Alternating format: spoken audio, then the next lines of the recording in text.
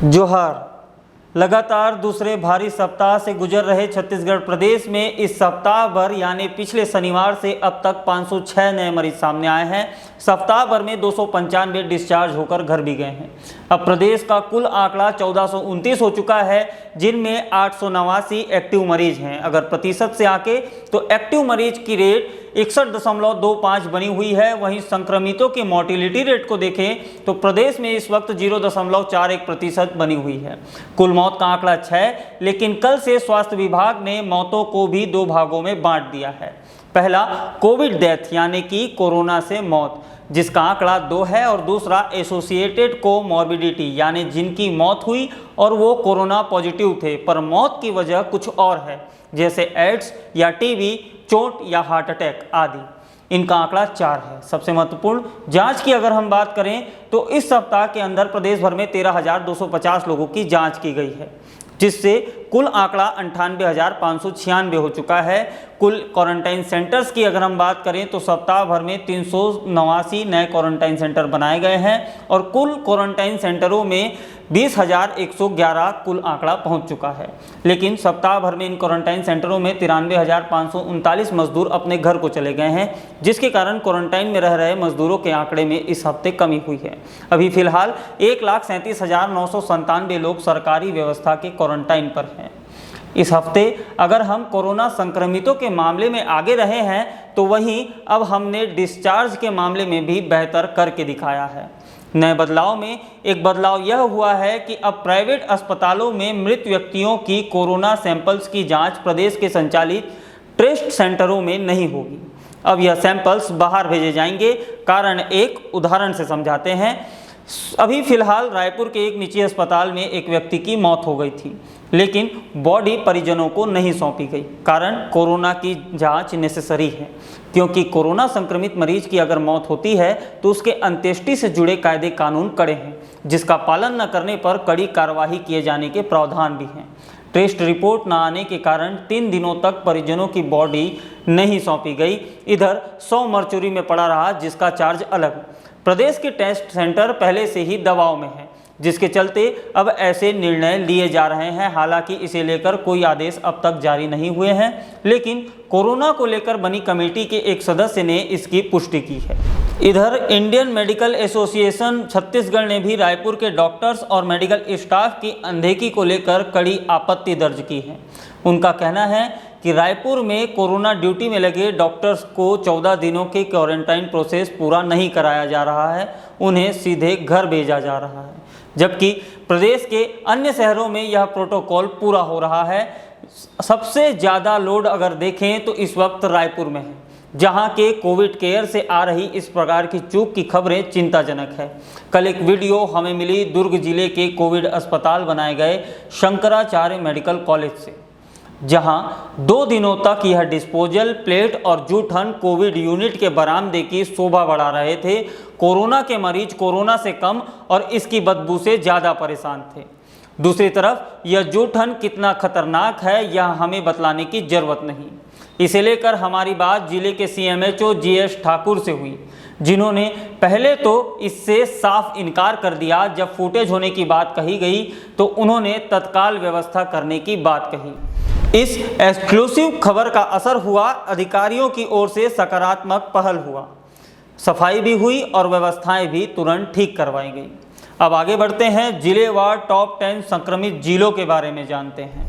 इस सप्ताह पहले नंबर पर है कोरबा। कुल आंकड़ा 189, एक्टिव मरीज 120। सबसे बड़ी बात, केवल 20 दिनों में ही जिले से 100 से ज़्यादा मरीज मिले हैं, जिसके चलते ISIC कोविड अस्पताल के 100 बेड वाले यूनिट भी फुल हो चुके हैं। सृष्टि नर्सिंग और ओरिएंटल नर्सिंग के 50-50 बेड वाले यूनिट भी फुल हो गए।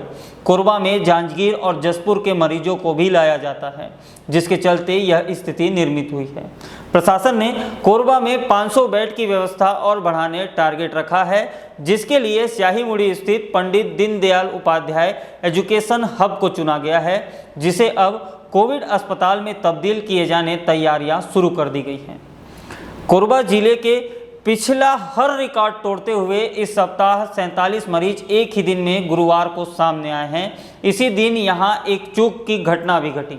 एक सिविल सर्जन ने पेड क्वारंटाइन सेंटर आशीर्वाद इन में रह रही अपनी बिटिया को बिना 14 दिन का प्रोसेस पूरा हुए घर ले आए। वहीं जब क्वारंटाइन में रह रहे बाकी लोगों ने भी घर जाने के लिए बवाल काटा तो प्रशासन के हस्तक्षेप के बाद अफरा तफरी में बेटी को वापस छोड़ने आए। डॉक्टर साहब ने तर्क दिया कि बेटी की RT-PCR क्लियर है, रिपोर्ट नेगेटिव आई है। बट डॉक्टर साहब, कोरोना वायरस के बारे में क्या अब दुनिया आपको बतलाएगी? अगर आप जैसे जिम्मेदार ओहदे के लोग इस प्रकार की चूक करेंगे तो बाकियों से सिस्टम क्या उम्मीद करेगा? हम बिलासपुर की ओर बढ़ रहे हैं। आप बिटिया को कुछ दिन और क्वारंटाइन पर रखिए।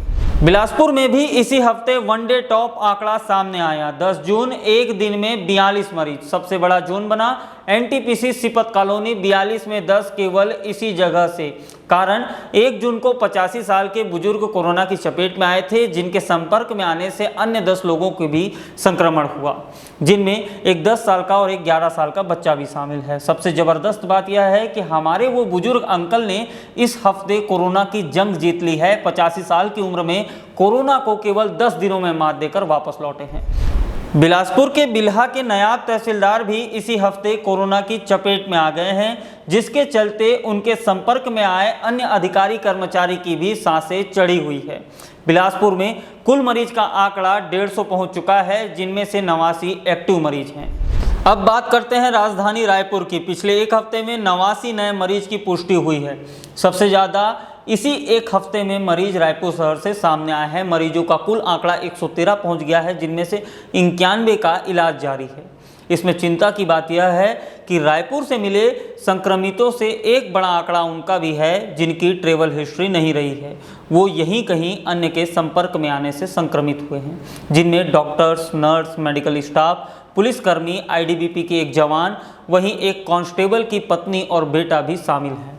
सबसे ज़्यादा मरीज का दबाव भी राजधानी में ही बना हुआ है। पूरा प्रशासनिक अमला, सरकारी तंत्र यहीं से ऑपरेट होता है। प्रदेश का सबसे बड़ा और महत्वपूर्ण मार्केट है। लॉकडाउन अब चारा नहीं रह गया।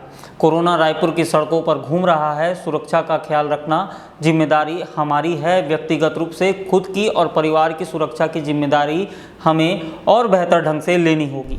जांजगीर चांपा, जहां जिला अस्पताल के पीछे की ओर तैयार किए जा रहे कोविड अस्पताल का काम 2 महीनों में भी पूरा नहीं हुआ है। ऑक्सीजन सप्लाई सिस्टम लगा नहीं है और जिले से लगातार नए मरीज सामने आ रहे हैं।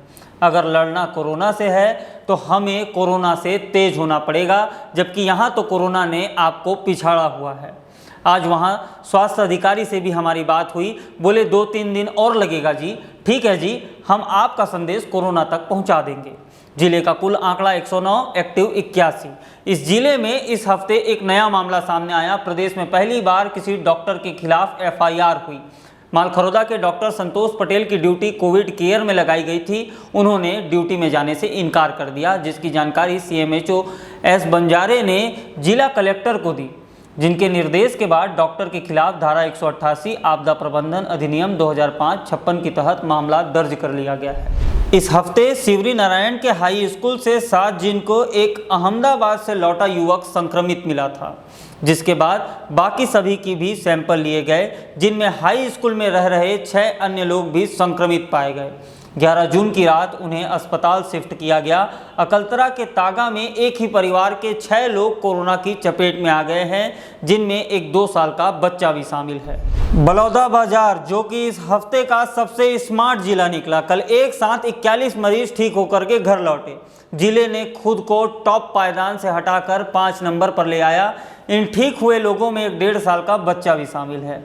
वहीं इस हफ्ते पलारी जनपद के 2 अधिकारी कर्मचारी का संक्रमण का शिकार हुए थे।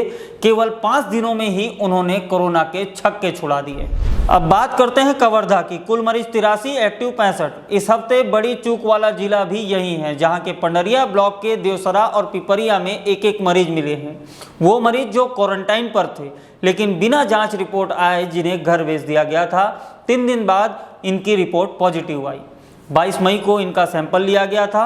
8 जून को ये घर भेज दिए गए और 10 तारीख को रिपोर्ट आई। अब पिपरिया वाले जो हमारे मजदूर भाई हैं उनके संपर्क में अन्य 27 लोग आए हैं जिन्हें मार्क कर क्वारंटाइन किया गया है। अब पिपरिया का वार्ड 9 भी पूरी तरीके से सील है। उधर गांव देसरा भी कंटेनमेंट जोन बन गया है। तो ज़बरदस्ती वाली बात हुई ना कि एक लापरवाही और दो कंटेनमेंट जोन बढ़ गए। अब बात करते हैं जिला जसपुर। कुल मरीज 82, एक्टिव 54। यहाँ के कांसावेल में एक घटना घटी जहां नकटीमुड़ा क्वारंटाइन सेंटर में मंजीत भगत नाम का युवक जबरदस्ती क्वारंटाइन में घुस रहा था। अब जब गांव की महिला सरपंच सरिता भगत ने उसे जाने से रोका तो उल्टे उलझ पड़ा। यहां तक कि डंडे से महिला सरपंच की पिटाई तक कर दी। आसपास के लोगों ने बीच बचाव किया, फिर पुलिस ने युवक को हिरासत में लिया। हमारे जनप्रतिनिधियों में इन दिनों हमारे सरपंच पंच जितनी अच्छी भूमिका में हैं और जिस प्रकार उन्होंने गांव में अनुशासन बनाए रखने अपनी जिम्मेदारी संभाली है वह काबिले तारीफ है।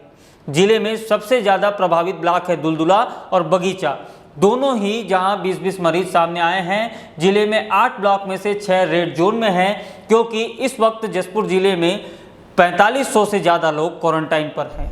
मुंगेली जिले में कुल मरीज 110, एक्टिव 48। उसके बाद महासमुंद जहां पिछले हफ्ते आंकड़ा 51 तक पहुंचा था, अब इस बीते हफ्ते में कुल आंकड़ा 64 हो चला है। वहीं अभी एक्टिव मरीज की संख्या 45 है। अंतिम 10वां रैंक राजनांदगांव, कुल मरीज 49 जिसमें से 27 का इलाज चल रहा है। आखिर में आता है हमारा बस्तर संभाग जहाँ के 7 में से कांकेर और जगदलपुर को अगर हम छोड़ दें तो 5 ऐसे थे जहां से एक भी केस अब तक सामने नहीं आए थे। जबकि इसी हफ्ते कोंडागांव से एक मरीज सामने आया और अभी भी दंतेवाड़ा, सुकमा, बीजापुर, नारायणपुर वो जिले हैं जो पूरी तरीके से कोरोना से अछूते हैं। इन दिनों लगातार कोरोना जांच, कोरोना अस्पतालों को लेकर भारत में भी मारामारी शुरू हो चुकी है, जिसकी एक खास रिपोर्ट कल रविवार को आपके लिए लेकर आएंगे। तब तक के लिए इजाज़त दीजिए। धन्यवाद। रोचक खबरों के लिए topchan.com को फेसबुक और ट्विटर पर फॉलो करें, यूट्यूब पर सब्सक्राइब करें।